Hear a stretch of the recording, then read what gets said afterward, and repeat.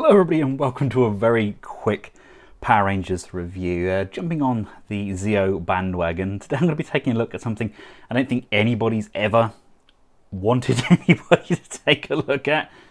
But I've been speaking to friends online and we wanted to know the difference between the two different versions of Warrior Wheel, or Tackle Boy as he's called in Japan. Now we have two versions here.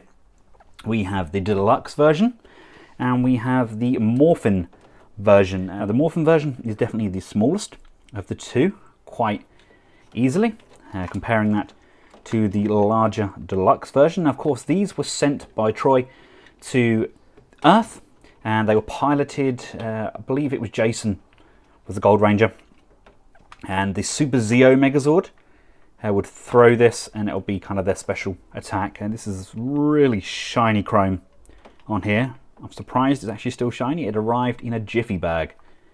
That was how it was shipped. To give you an idea of scale, here he is alongside the new Hasbro action figure version of the ZEO Megazord. Personally, because it's a taller Megazord, the Deluxe version does scale substantially better, whereas the normal ZEO Megazord is slightly shorter. It comes up to about here. So maybe this version could be better scaling with your collection. And unfortunately at this time I don't have the Super ZEO Megazord. I do intend to pick one up. I know that the Space Bridge has one. They're doing a big Transformers weekend this weekend, so they have put all of their Power Ranger stock to one side. So that'll probably be one of my next purchases Power Ranger wise. But yep, I think personally this one does scale rather nicely. Now to get our Tackle Boy transformed up, you basically just pull up the lever on the back of this version, and there we go, that's him morphed. Doesn't really lock in as well as I'd like. But look at the sculpt there. He's got a kind of an American football helmet on there. No chrome on this version either, but that's not far off what he looks like in the show, really. No articulation at all, really. The arms can kind of come down away from those shoulder pads, and the feet are in this kind of fixed position. But it's all on this mounted morphing system on the back there. 1996. God, blimey. Now I really do feel old. If I was to have purchased this new, it would have come with a target mat that you're meant to put on the ground, and then you basically drop him and you try and get him onto the ground. So excuse me if this makes a loud noise.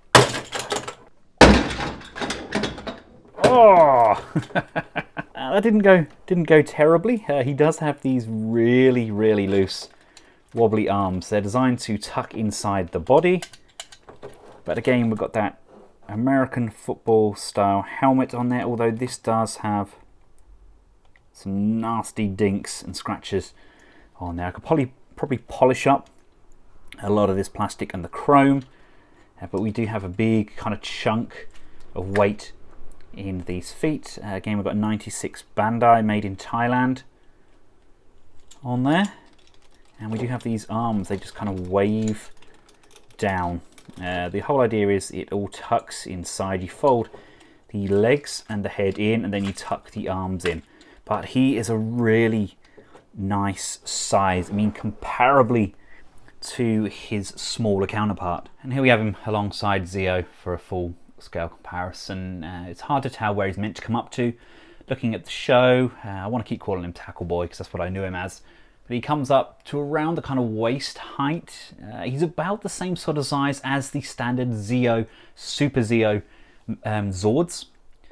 In the show, they're all kind of that same sort of size, and they bowl him towards their adversaries. But I actually really like how the spring-loaded Deluxe looks scale-wise with this Hasbro Megazord. What do you all think? It's a really random character. They kind of addressed that same idea in RPM, didn't they, where they had that turbo wheel that transformed up into another mech. Instantly, as soon as that happened, I thought straight away of this little guy. But yes, these both look like very robust little football players. I think possibly the smaller one looks better in sculpted terms, but the colors are definitely better on that deluxe version. I do love just how kind of rotund he is. I just wish we had some articulation on those legs. I wish they would separate. Unfortunately, I mean, that's where all of the mechanism is, though. There's no room for these to split. It's all one molded piece,